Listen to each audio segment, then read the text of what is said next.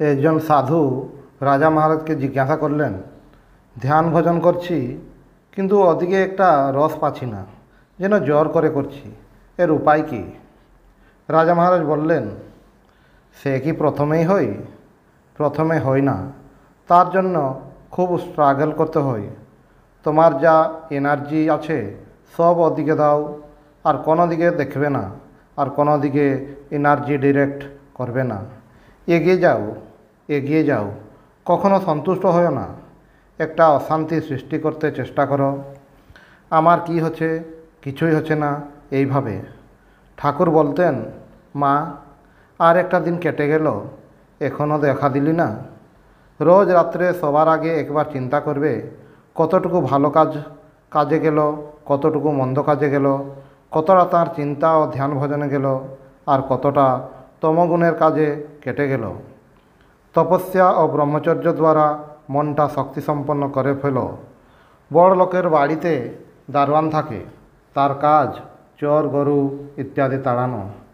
সেই রকম মন হচ্ছে দারোয়ান। মন যত স্ট্রং হবে ততই ভালো। মনকে দুষ্ট অশ্বের সঙ্গে তুলনা করেছে। দুষ্ট অশ্ব বিপথে নিয়ে যায়, যে রাস টেনে রাখতে পারে সেই ঠিক চলে। খুব স্ট্রাগল করো। কী করছো তোমরা? কি হয়েছে তোমাদের? সময় শুধু চলে যাচ্ছে, আর এক মুহূর্ত নষ্ট করো না। খুব জোর আর 3-4 বৎসর করতে পারবে, তারপর শরীর মন দুর্বল হয়ে পড়বে, তখন আর কিছুই করতে পারবে না। না খাটলে কি কিছু হয়? তোমরা বুঝি ভেবেছ যে আগে অনুরাগ ও ভক্তি বিশ্বাস হোক, তারপর রাখবে? তা কি কখনো হয়? অরুণোদয় না হলে কি আলো আসে? তিনি এলেই তবে প্রেম, ভক্তি ও বিশ্বাস সঙ্গে সঙ্গে আসবে। তাকে জানবার জন্যই তপস্যা। তপস্যা ছাড়া কি কিছু হয়? ব্রহ্মা প্রথমে শুনেছিলেন, তপঃ তপঃ তপঃ। দেখছ না অবতার পুরুষদের পর্যন্ত কত খাটতে হয়েছে? কেউ কি না খেটে কিছু পেয়েছে? বুদ্ধ, শঙ্কর, চৈতন্য, এদেরও কত তপস্যা করতে হয়েছে। আহা, কি ত্যাগ, কি তপস্যা! বিশ্বাস কি প্রথমে হয়? অনুভূতি হলে তবে বিশ্বাস হয়। কিন্তু তার আগে শুধু গুরু মহাপুরুষদের বাক্যে বিশ্বাস করে ব্লাইন্ড ফেথ নিয়ে এগুতে হয়।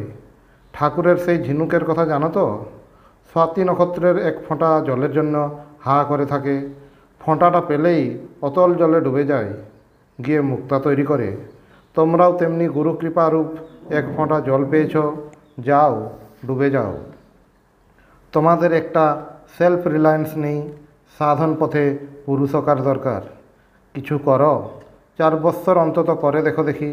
যদি কিছু না হয় তবে আমার গালে একটা চড় মেরো। তম রজ ছাড়িয়ে সত্যে যেতে না পারলে ধ্যান জপ কিছু হয় না। তারপর সত্যকেও ছাড়িয়ে যেতে হবে।